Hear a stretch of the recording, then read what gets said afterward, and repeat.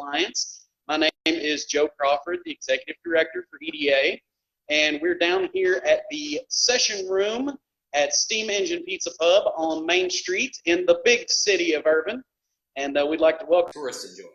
It's a tourist attraction. So we started this idea to restore the steam locomotive. The Kentucky Railway Museum agreed to let us lease the engine, which they were not using.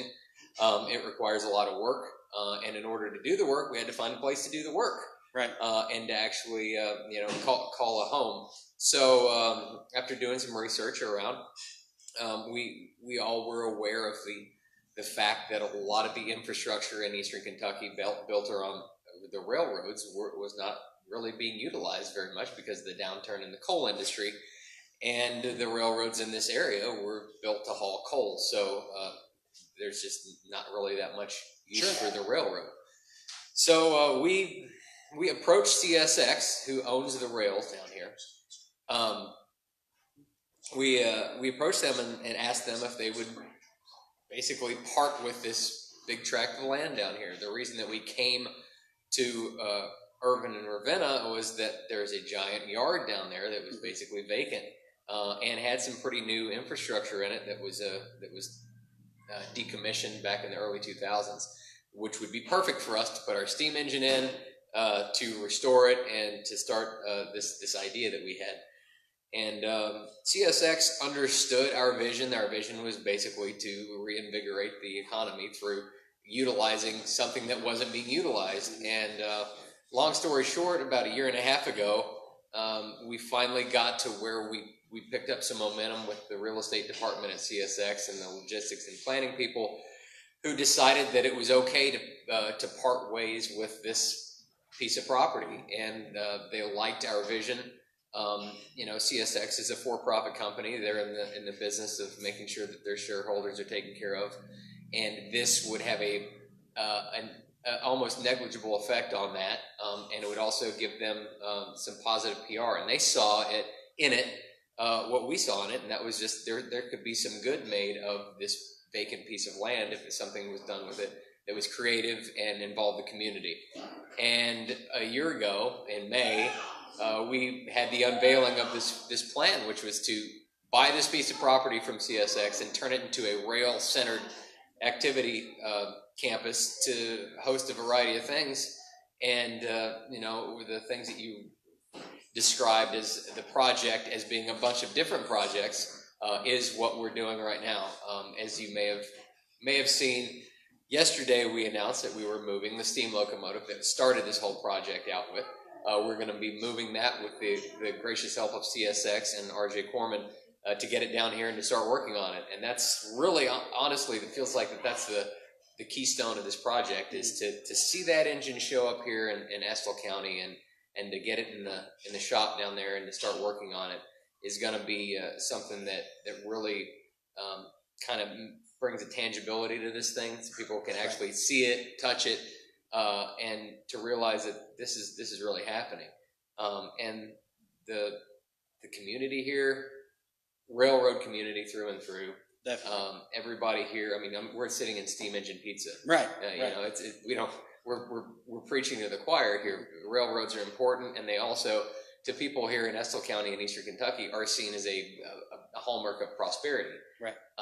And honestly, that doesn't happen all over with people trying to do similar things to what we're doing. A lot of times, people see trains as a nuisance or something that slows them down on their way to here, there, everywhere. Here, I feel like that railroads are ingrained in everybody's psyche, and that it's something that people see as good. So when you see trains moving around again, as you probably haven't in the past year and a half or so, it's a good thing. And I think the momentum that we have right now is really really excellent, and we couldn't be doing it without the help of and understanding of CSX Corporation, and then of course RJ Corman, who's recently signed on to help us out as well. Right.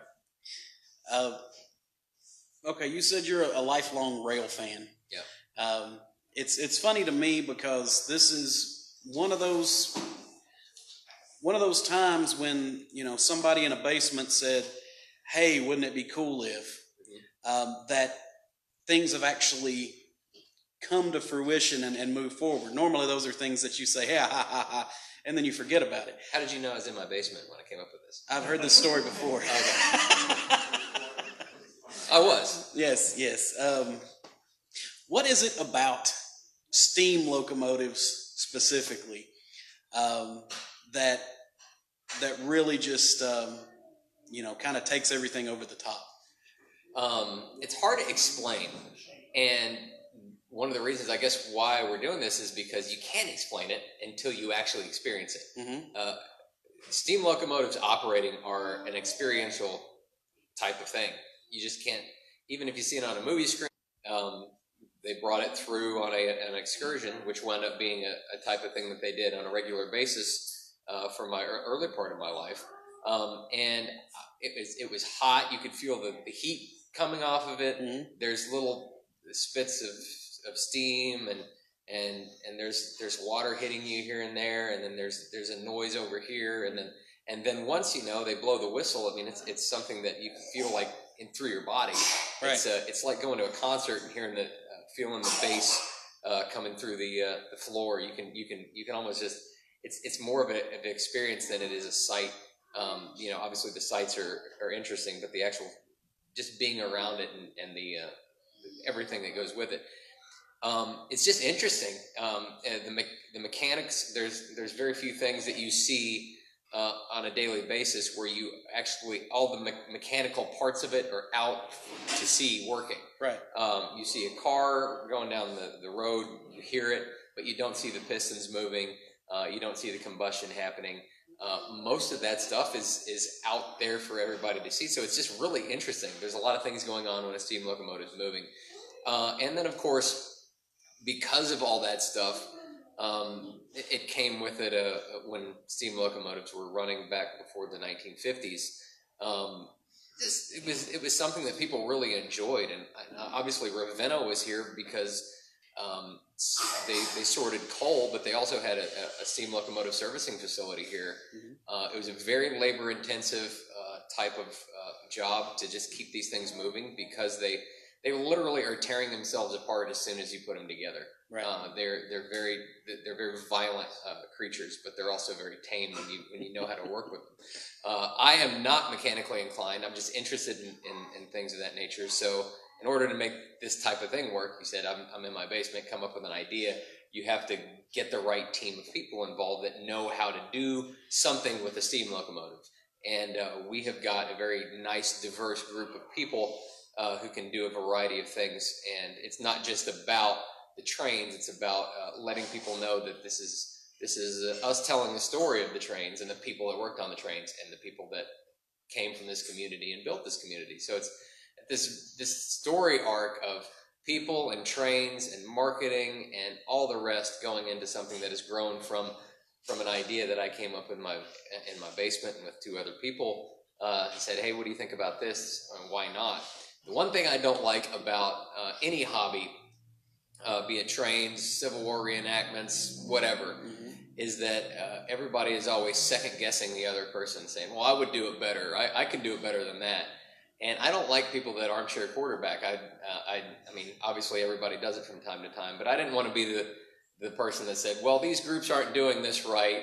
I would do it this way. Well, just do something about it. So me and a couple other like-minded people got together and said, hey, we can do a new type of train activity that can set some trends, that can bring some economic development to an area and can satisfy our desire to see something like this happen because it's neat and we want other people to see the neatness of it. That's pretty cool. And from a simple perspective of just saying, hey, we love this thing and we want to show other people how awesome it is. I mean, then taking the steps to actually make that happen, that's admirable. It's kind of cool, It's kind of cool. I mean, people, admirable, you admire, whatever. I think that it's important. I'm not a preservationist per se. I mean, I like trains, and a lot of people that like trains like every nut and bolt and all these other things, and they get mired in the details of it.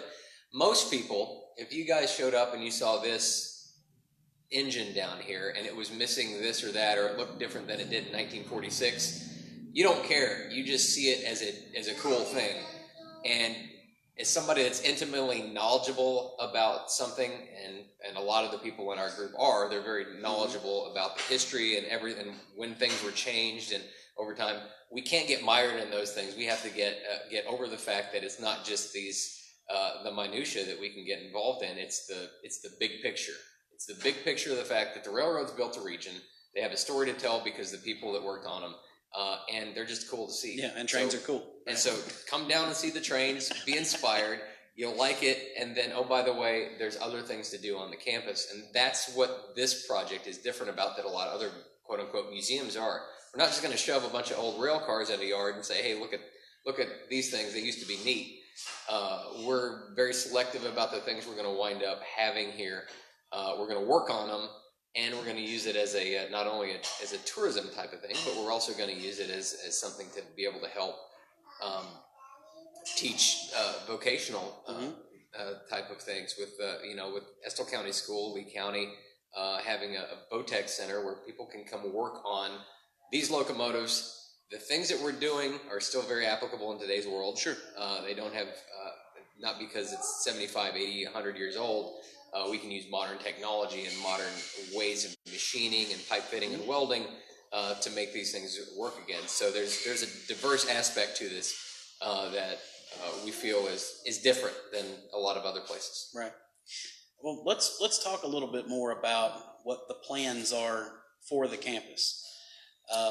Which right now, as far as existing facilities, the yard office, which is pretty much just kind of headquarters at this point, and then there's the shop building, which can house, I guess it can house 3 locomotives at once, correct? Yeah, the car shop was built in 1991, and it can house 3 locomotives, basically. It wasn't built for locomotives, it was built for cars, and we're paying, replacing wheel sets and things of that nature for the coal hoppers that would come through here. But it is a big building, and it's relatively modern, which is good.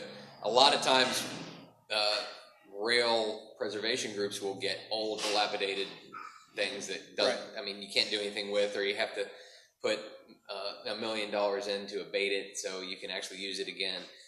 This is relatively new infrastructure, so that drew us to this property because we could basically run track back to the shop and open it back up to use it.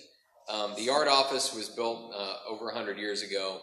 It's historic in its own right, but it's also very useful. The fact that it's our headquarters, it's our it has space for offices. I have an office in there, and then the plan for the campus is to develop it into something that involves more than just trains.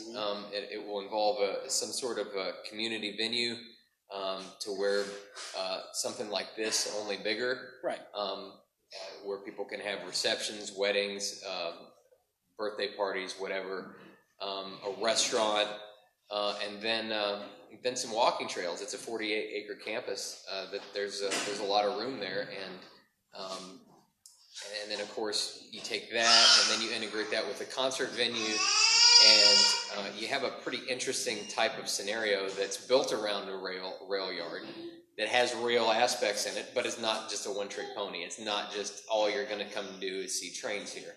I know a lot of people get roped into seeing train things because the kids want to come see the trains. The adults don't have anything to do. Right. And this is a kind of thing where you can do vice versa. You can have the adults come say, oh, I want to see the concert, and I'm going to take the kids, and they're going to see the trains, and we're going to go eat dinner as a family and things of that nature, and it can be all centered right there. The big challenge is the fact that the tracks literally divide Ravenna from that piece of property. Right. It would be ideal to be able to get a better flow, to be able to get people across the tracks without having to actually trespass, to have some sort of gateway to say our campus is highly accessible from downtown Ravenna, and consequently here in urban just down the way. So there's a lot of things that we're having to do. Obviously an EPA remediation because it was an old rail yard. Sure. Nothing scary is down there, but it was built around coal, and coal is flying through there all the time. So in order to do what we want to do, we're going to have to do some earth moving and things of that nature to satisfy the requirements, both the purchase sale agreement that we have with CSX, but also with the state EPA. And that also goes to the federal level as well. So I had to fill out applications with that. You know the drill. I know with as much work as you do here in Estill County with a lot of the same things that we're doing, and you've provided awesome guidance for some of these things that we've had to do that you've already done. They're just an amazing amount of things that go into making this work on a daily basis, and we're still in the very early stages of this project, but we've been really energized by the community. We had a lot of support. We have people come and just drive up when we're over there and say, hey, what's going on? Can I see this, that, and the other thing? And we're like, of course. The bad thing about it right now is we're not really doing anything that's really that interesting. It's the groundwork. It's like laying the foundation and putting the block in before you put the rock on top and lay this and put the slab on. It's not really that interesting. It gets more interesting when you start putting the walls and the roof on the house. This is the early stages of what we feel like is going to be a really big opportunity for the region. And you don't want to oversell the fact that this isn't going to just provide 5 billion jobs for the region, but it very well could bring a lot of people here, because this is going to be something that people look at in the nation as a hallmark of adaptive reuse of an industrial site, and not just pushing it away. A lot of times the industry industrial kind of areas that get redeveloped kind of just get transformed, and you do a 180 with them. Well, we're going to honor the fact that this is a railroad town, this is a railroad property, and you can still do railroad related things here while diversifying it and making it a different type of venue that's going to embrace the community, bring the community in, but also bring people from outside that the goal is for them to expend their dollars here in the region, not just on our campus, but go and do other things around the area. So we feel like it's as we've come up with the term that we keep using over and over again is economic incubator. Right. But we want to have the people come here because of what we're doing, and then go see the other great things that the area has to offer. Well, it's as far as on the campus, and sometimes, and a lot of you will notice this, when you ask Chris or somebody else involved intimately with the project, gets asked a very seemingly simple and direct question.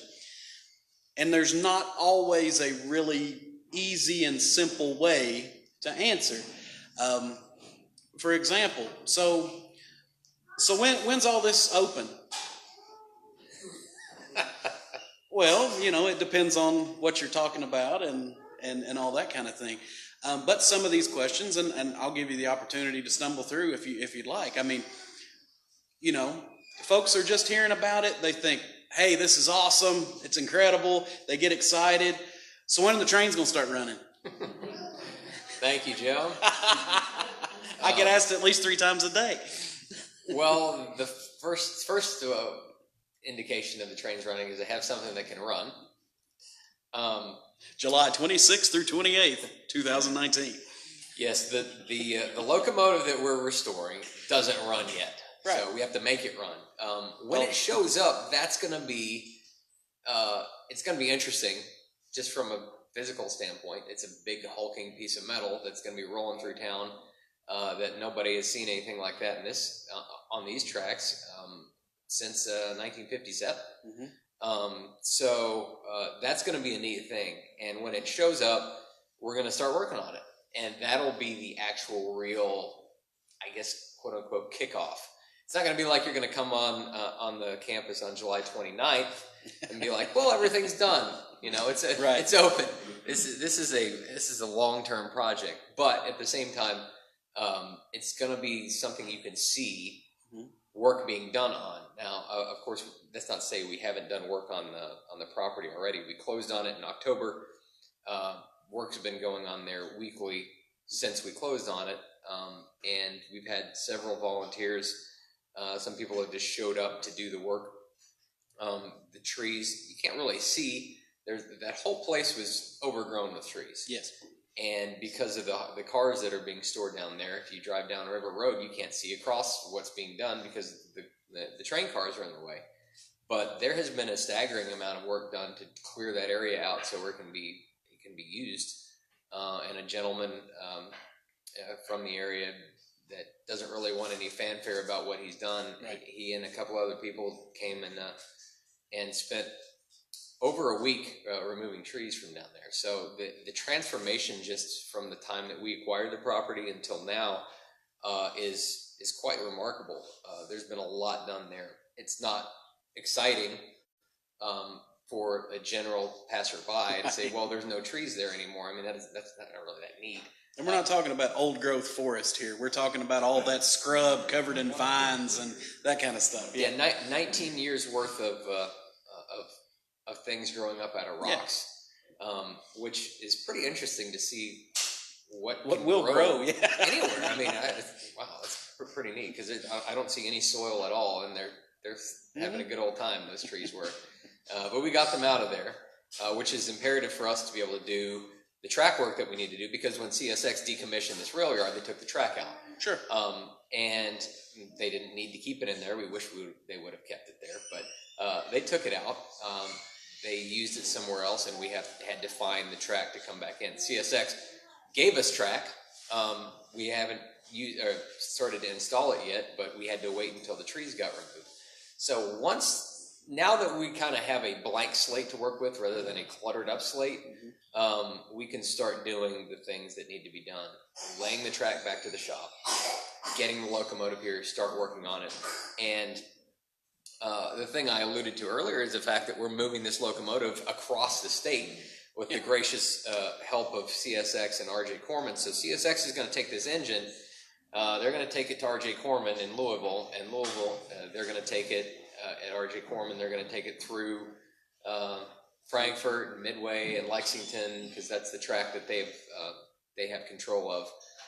And then they'll hand it back to CSX down in Winchester, and then it will come down here. And it's going to be a 3-day event to where this locomotive is going to be making its way through these towns. And it's our job to get people interested in what we're doing here in Estill County and raise some awareness of what we're doing by actually physically, taking the locomotive through those towns. So we had a press release yesterday. It's been picked up by several news outlets already. I mean, Frankfort ran something in their paper about it, saying, hey, we got this big train engine coming through town in July.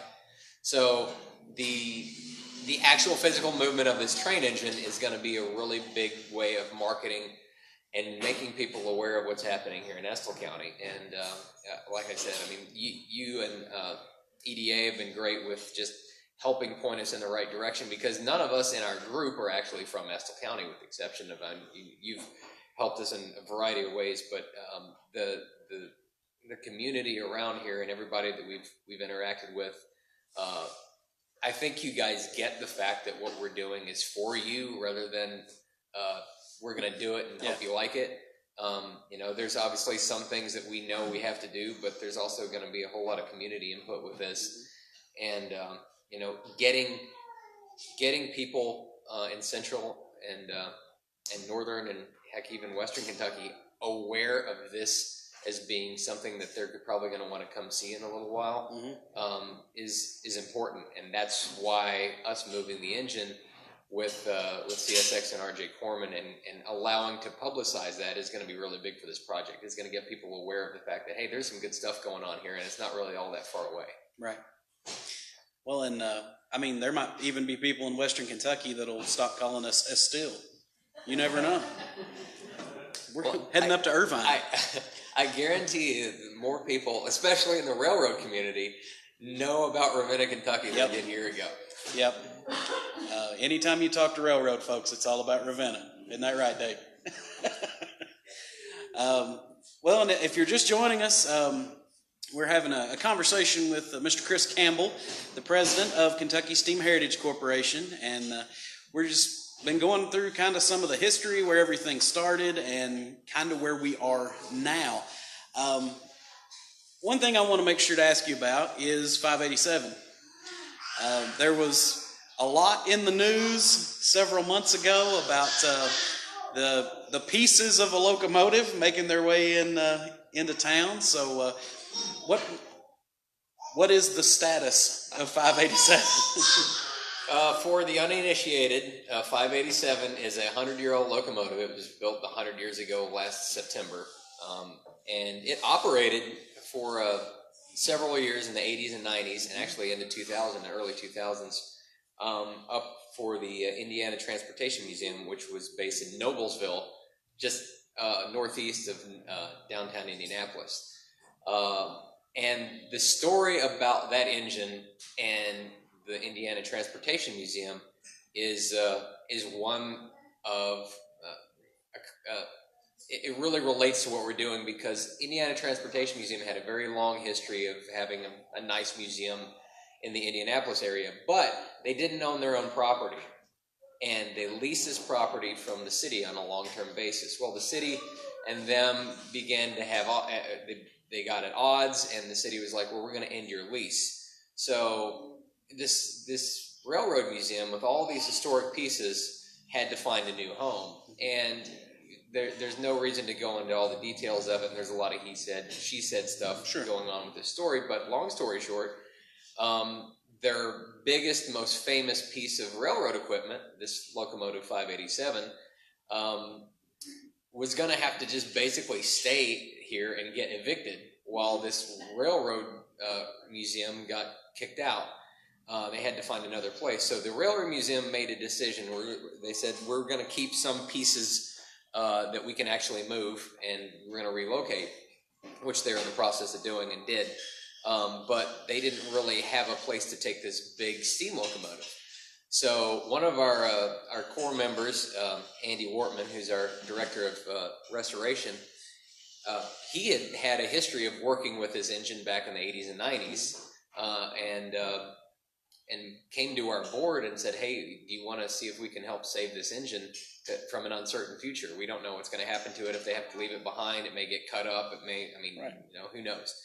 So we said, okay, well, we will basically contract to move it with our team. We will move the engine and we'll store it down here in Ravenna. And we'll restore it for you when you guys come up with the money to restore it, and it'll be done and you can use it again. So we've basically become a railroad contractor that does stuff that very few people do, which is restore old steam locomotives. Mm-hmm. We had already decided to restore a steam locomotive, so this isn't too far out of the realm of our the scope of work that we want to do. Well, at the end of June last year, they had a court order that said, hey, you guys have to leave in 14 days from this piece of property. So they said, hey, you guys want to come get this engine you guys were talking about? And we said, okay. So we showed up, signed an agreement, and started calling trucks and the like. And again, we didn't spend a lot of the money on this. We said we'll spend some money to get this thing down here. We'll try to raise some really quickly. But you guys are, it's still your engine. You guys are going to have to pay to move it. But we were essentially on the hook to get all these logistics figured out. And it's a 300,000-pound engine. There's a tender. It's almost 100 feet long. It's a giant thing to move in 4 or 5 days. Mm-hmm. We did it, not without mishap. Sure. For those of you who don't know this story, one of the boiler was the first thing that came down here, because we had to separate the boiler and the chassis and the wheels because it was too heavy to take on the state roads. So the boiler showed up, and it came down here and came across the Green Bridge and turned right and dropped it off.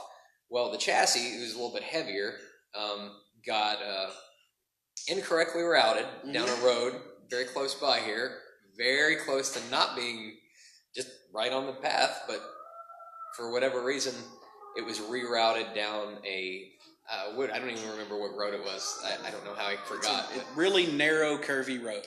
It got stuck, and long story short, it wound up getting unstuck and finally delivered here. But 587 wasn't in our original plan, because it's an engine that's native to Indiana.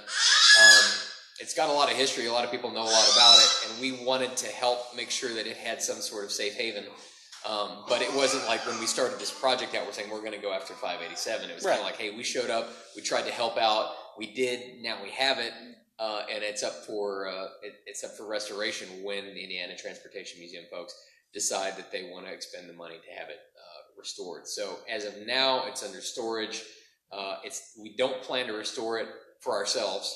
Sure. The 2716, the engine that's coming in July, is the engine that we're really focused on. And one of the reasons why we're focused on that engine rather than any other engine is because it has Eastern Kentucky ties. It ran in Appalachia, it hauled coal. Though it didn't run through Irvin and Ravenna and this rail line, it operated in a very, very similar region for the CNO, and is very, very similar to the engines that used to run through Ravenna on a daily basis. So it has history here.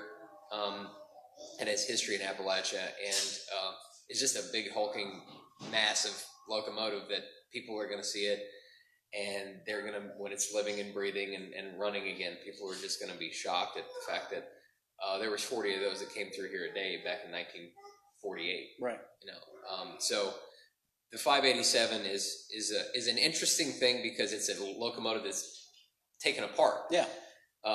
You can see the pieces. It's actually for somebody who comes in and sees us working on 2716, and then you see this locomotive that's in pieces.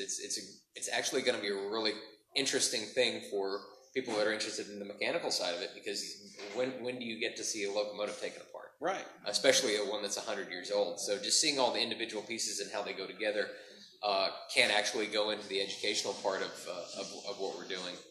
So 587 is there for now. We keep getting people to ask us, you know, when are you going to restore it? And again, it's not out of a lack of respect for the engine. It's just, hey, we wanted to get it safe haven. Right. It's got safe haven, and now it's just up to the people that own it to come up with the money to restore it. And we hope someday that we can get that thing steamed up as well. It's a beautiful engine. A lot of people have a lot of interest in it. Right. Well, and as far as 2716, which is the focal point of the project, how long will it take to get her where she needs to be, and how much is it going to cost to get there? Two related questions. How long will it take? We say it'll move along at the speed of money. Yep. The one thing that anybody will tell you that's ever operated or worked on a steam locomotive is that they're cash hogs. Mm-hmm. They're expensive to get up to speed. Once you're actually using them, they make their own money because people flock to see them and ride behind them. Mm-hmm. So the challenging part is, just like starting any business or doing anything like we're doing, is getting it going. If fully funded, it would take roughly 9 to 12 months to get it restored, and fully funded would probably be in the neighborhood of $600,000 to $800,000. We've already raised some of that, and then of course, you know, a lot of it's going to go into getting it ready for the move. Mm-hmm. So again, the momentum of this project is really going to allow us to go into fundraising mode when people see the engine moving down the tracks, when they can really visualize what it's going to be like when the thing's operating. And there's a lot of ways that we can compare ourselves to other operable steam locomotives that have had a significant economic impact on the region in which they operate. 4 years ago, there was a locomotive of similar size in the Roanoke, Virginia area that was restored. Mm-hmm. And when it was restored and made its trip back to the city, where basically, like if it was going from Winchester to Ravenna, right? When it actually made the trip like that, there was an estimated economic impact of $5.9 million on the community, because people from all over the world came to see this thing because it had been restored, it was famous, and then it was running, and people flocked to see it. Right. I met a guy from Italy that came to see it when I went to go see it, and I didn't really know much of what he was saying because he didn't really speak much English, but I knew he was there to choo-choo! Yeah, he was there to see 611, you know, and a lot of people were like that. There were people from Japan, from the Great Britain. When this engine is running again, and even when we move it, it's going to show you in the community that there's a lot of people that are just going to come see this engine be towed here. And that's not a concept that the common ordinary person that doesn't know about the steam locomotive, the draw of a steam locomotive and the rail preservation draw, people just don't understand it until you see it. And then you start to say, oh, I get what these guys were talking about when they said this is going to have economic impact on the region, because people are going to be interested in it. People are going to show up to just see us working on it. Even when 587 showed up and we didn't publicize the move a whole lot because, well, it happened in extremely short order. There were still people that came here and said, hey, I used to see that engine run back in the 80s, and can I take a picture of it, and all this other stuff. Well, you're going to see that times about 100,000 when you see this engine come down the EK down here to Ravenna. And then when it's operable, it can be an education tool. It can be an inspirational tool where people are just like, oh, cool, I want to see that, I want to do that. We actually have an intern. We've already an internship program that we weren't planning on starting this year, but we've had a couple people apply and say, hey, I want to come work on the engine all summer. So we have a young gentleman who's going to satisfy his internship requirements. He's from Norfolk, Virginia. He's going to come work on the engine all summer. The inspiration and also the education of these things, coupled with the economic impact of people just showing up to the community and saying, hey, I want to see this thing, it's going to be really neat. And I think this summer will be the opportunity for the people of the region that maybe don't quite get what we're doing to really see what it is that we're doing. When this thing shows up on July 28th, and hopefully you guys have some big plans for welcoming it here, or in the process of developing it over the past 24 hours since we announced this. Right. You've got it all figured out by now, right? Oh yeah, it's ready. Perfect.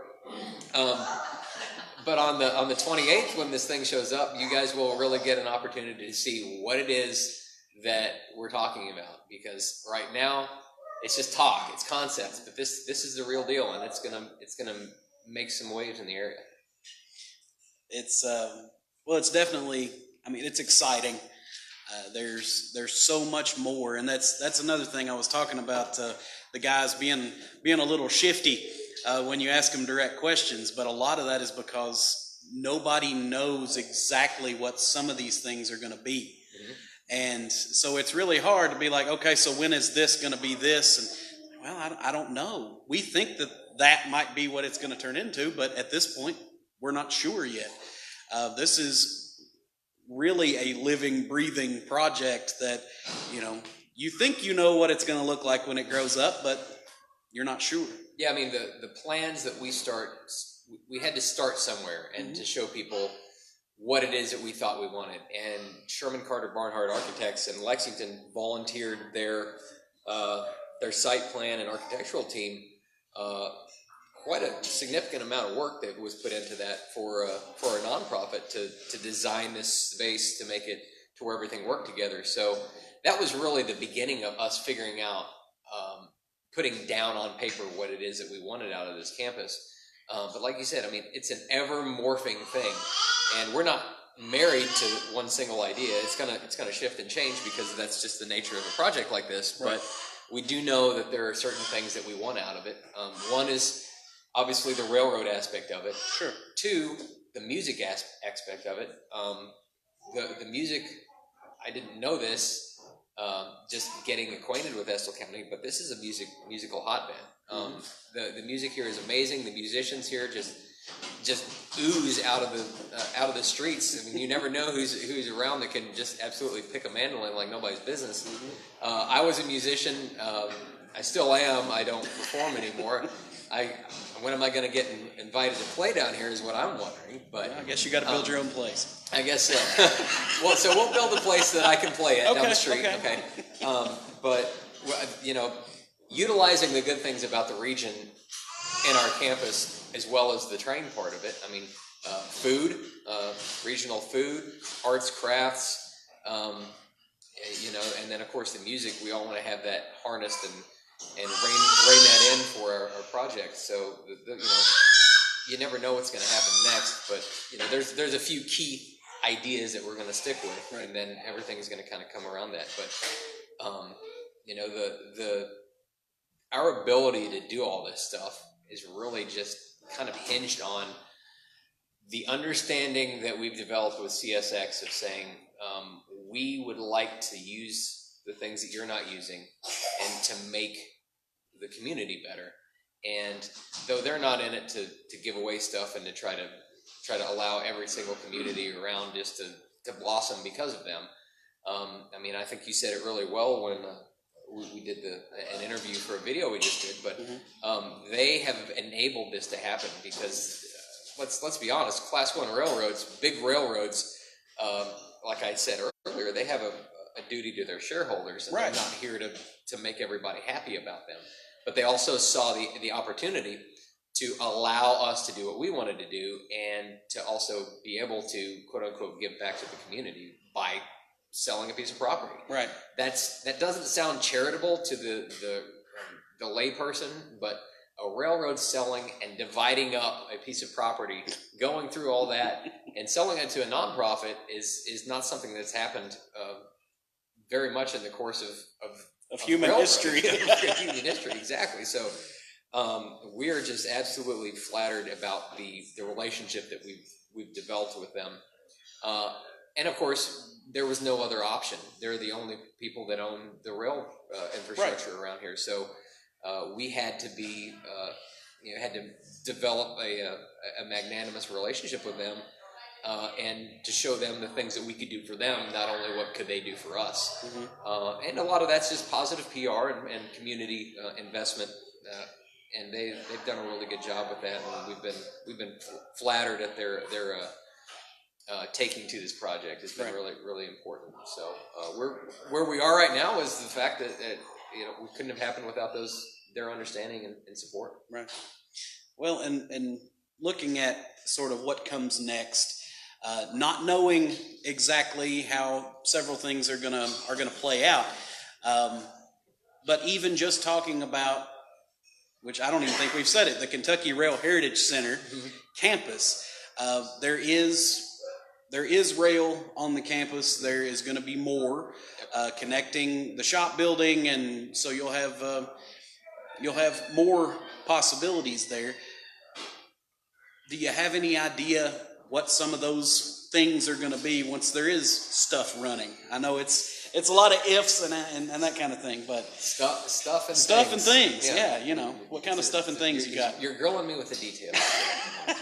Well, I can talk very specifically about stuff and things. Okay. There's the rail there is rail on the property that we own, and there will be more. Mm-hmm. Getting the rail put back into the shop is step one. Once the rail is there, then we'll be able to get the engine inside to work mm-hmm. on it.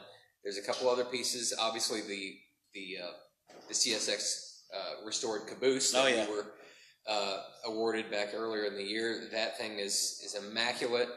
I've never seen anything like it. Yeah, until you see it, you're not going to truly understand. It looks brand new, like it rolled off the assembly line in the 50s. It's absolutely beautiful. Yeah, and that's actually going to come with the locomotive down here. So that'll be here, and it'll be on display for everybody to get in and see. And I'll make sure that everybody takes their shoes off before they get in there. And any railroader in here is like, what? Yeah. Like, no, you really don't understand. It's like nicer than the floor in my bedroom, which I just I refinished. So I realized how much went into this. But that will be here. The Locomotive 2716 will be here. And then the rail infrastructure being in place will allow us to bring other pieces here and to be able to possibly have an operating diesel locomotive to move stuff around, to mm-hmm. be able to take people on what's called in the industry caboose hops. You can actually take a ride in the caboose around the yard. That's obviously not really that far in the future, as long as we get the rail in. I'm not prepared to talk about the rail and the installation of the rail yet, simply because the ink isn't dried on the page yet. Yeah, but give it a few days. There's another exciting announcement coming in the next couple of weeks about actual real, a very, very large donation of rail infrastructure that's going to be able to be put back into our shop, and the way by which it's being done. There's just a couple of pieces we have to finalize before we start talking about that, but it's a sizable, by far the biggest donation that we've had, and that's coming up really soon, and that's going to be an exciting part to see. Actual track going back down there. Right. We do have some track there, but to tying into the track that's there now, and to really kind of make this what it is, or what it needs to be. And we're doing that because the UK engineering program, University of Kentucky Railcats, a rail engineering sector of their engineering program, they're contributing to laying out the track infrastructure layout. They staked the property this past weekend.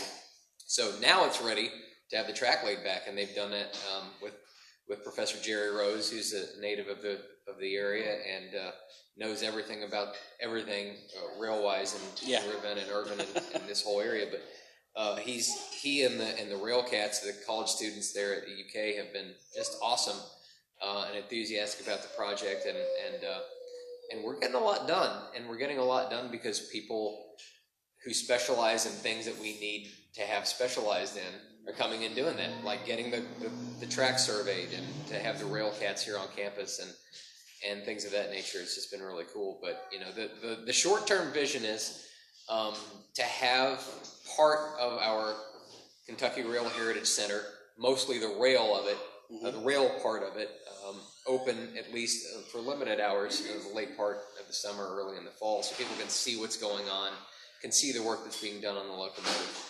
And then the other parts of it, like I said earlier, are gonna develop at the speed of money.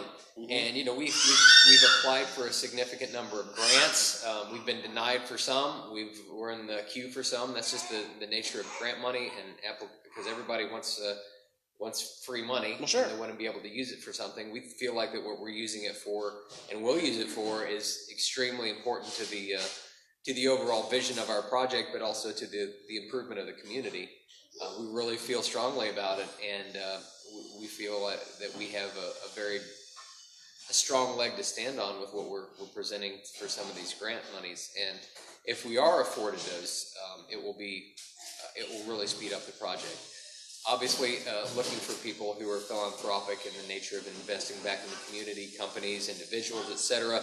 I think that'll be a lot easier to be able to solicit as we move forward and actually show more momentum. And it all goes back to this locomotive showing up, is to say this is the actual momentum that we need, literally and figuratively, with this project actually happening. So it's not going to happen without the investment of both people that are granting money, agencies that are granting money, actual individuals themselves, and then companies that want to invest in this region. I feel strongly, the more that I've been involved in just researching the things that are happening here, that this is the answer to definitely starting a groundswell of harnessing the good things about Eastern Kentucky, the good things about Appalachia, and putting them in a spot where people can say, I mean, we're the bluegrass kisses the mountains type of deal. Right. Well, we're going to have a place to where it's not very far away from population center of Lexington, which I grew up in Lexington, and you hear Eastern Kentucky and you think, oh, well, so far away down in the mountains. It's not that far away, and people need to get down here and experience what there is to experience with the people, the generosity, and just the spirit of folks in Eastern Kentucky has really been inspiring to all of us in our group, because, like I said earlier, we're not Eastern Kentuckians, but we're quickly becoming them. And you're about to get adopted. Yeah. Well, I've definitely helped a lot of economic development here just by spending money on deep dish cheesy bread. Yeah, no doubt. Which I certainly have I'm kind of jealous sitting up here watching everybody eat. Well, and whoever has the wings, they smell really good. Like, you gonna wrap this up, Joe? I mean, well, and we do want to be respectful of everybody's time. We've been having a conversation with Chris Campbell, President of Kentucky Steam Heritage Corporation. One thing that I want to make sure that you address is there are several ways that folks who are interested in supporting the efforts can do so. So run through those. Page, all of our social media, you can actually donate in person. The check, you can send one to 499 Kirkland Avenue, Irving, Kentucky 40336. A lot of what we've done, and a lot of how we've really done what we've gotten accomplished, what we needed to accomplish, has happened through volunteer labor and in-kind donations. There have been a staggering number of things that have happened in a good way by people just saying, "Hey, I can lend a hand," or I can contribute this wrench set, or all these other little things. They all add up. And we have a very intuitive way of tracking all that stuff. We have a program to where every single one of our volunteers tracks their hours, and then they get a spit out printout at the end of the year that says how many hours they put in, how many miles they drove to get where they are. Not everybody's looking for a pat on the back to say, "Hey, we helped this out," but it also does help come tax time when you can say, "Hey, I developed a relationship with these people enough to contribute 750 hours last year, or 25 hours, or in my case, however many hours there are in a day, every day, to this endeavor." But yeah, I mean, support comes in many different ways, and like I said, the volunteerism, the membership. We do have memberships that we just developed a membership program 2.5 months ago, knowing that we're going to have a lot more things happening to get people really engaged and excited about what we're doing, and have a sense of ownership with our program. That's another way. But for a lack of a better term, as a 501c3 nonprofit, we're in it to make our mission happen, and a lot of times that just happens with donations, and it doesn't always have to be cash or a check or anything like that. It can be, we've had rail equipment donated to us. I mean, we've had a lot of things happen that have put us in a position to be able to say that we're actually doing what we're doing, and doing it for the right cause. It's wonderful, and as things unfold, as we move forward, because it seems like at this point there's a new announcement or video coming out every other week, sometimes 3 or 4 in the same week, which gets a little crazy, but just trying to make sure that everybody who has contributed knows that they're appreciated, and that gets us that much closer to the goal. And that's seeing that steam engine running and seeing great things happening. So but yeah, definitely visit KentuckySteam.org, visit the social media outlets. There's going to be more announcements and videos hitting in the next few days and coming weeks. And have we pretty much been around the world? I think so. I think so. You're hungry, aren't you? What? I blacked out. I was looking at her food. Can't remember what you're talking about. Well, from Kentucky Steam Heritage Corp., Mr. Chris Campbell, we thank you very much. Thank you very much, Joe. Thanks, EDA, for having me. Thank you all for coming out tonight.